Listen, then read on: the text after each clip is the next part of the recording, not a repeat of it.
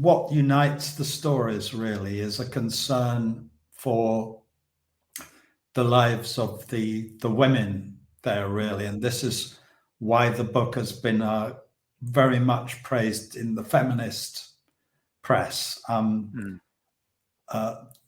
The most of the characters in the book are Arab women, actually. There are a couple of Emirati women who are students at the university.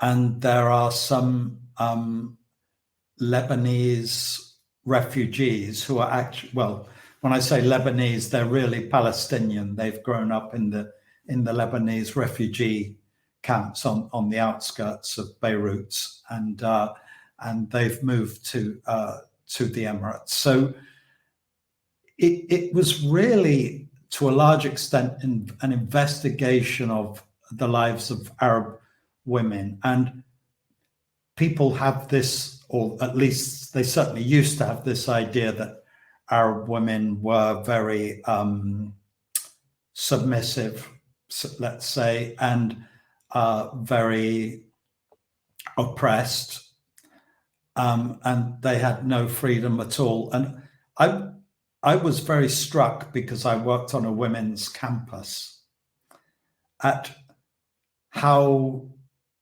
resourceful the girls were, actually, and how very strong and assertive many of them were, and how clever often they were in subverting the rules.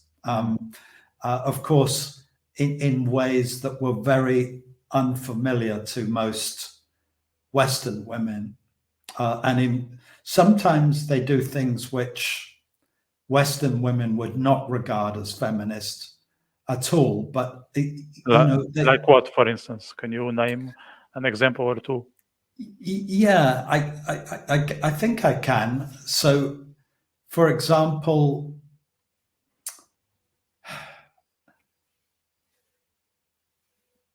they will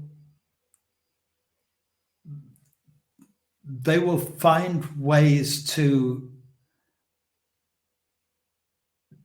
attract men, or sometimes women, because there's quite a lot of bisexuality, in ways which I think Western women would often find manipulative and a little bit dishonest, but it's what they've got, So, okay, let's give you one or two examples. So, as you know, they're supposed to be covered up all the time, pretty much. Yeah. They wear these long dresses, floor-length dresses, and over those they wear something called an abaya, which is it's like a cloak, and on their heads they wear a scarf which they call a shayla. They're not necessarily veiled, at least on a university campus, for example. Only about probably 10% of them are actually veiled. The rest show their faces, but they have their hair covered.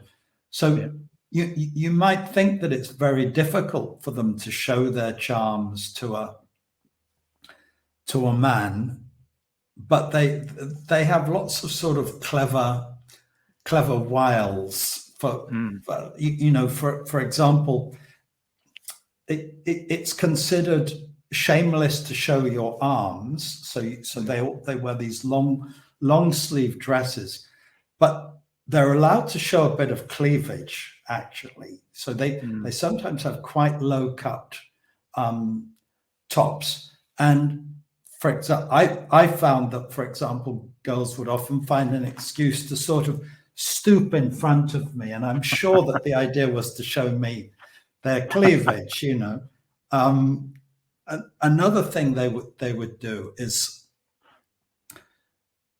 for example, we used to have these shutters on the windows, and if I was going to show them a film or something, I would close the shutters so that it was darker. Well, I remember one girl insisting that she did it. And so she jumped up on a chair, and then as she reached up, of course, her dress rode up, and I feel sure that she was showing me her legs, you know. So that there were lots of things like this. The girls would frequently leave us presents, you know. They would leave us presents of flowers, and I would get chocolates and little flirtatious notes. And is that something that they would do with Westerns, or also with the Emiratis and other? No, they Arabs? certainly didn't do it with Emiratis, I don't think, and I don't think they usually did it with other Arabs. I think it was mainly with Westerners.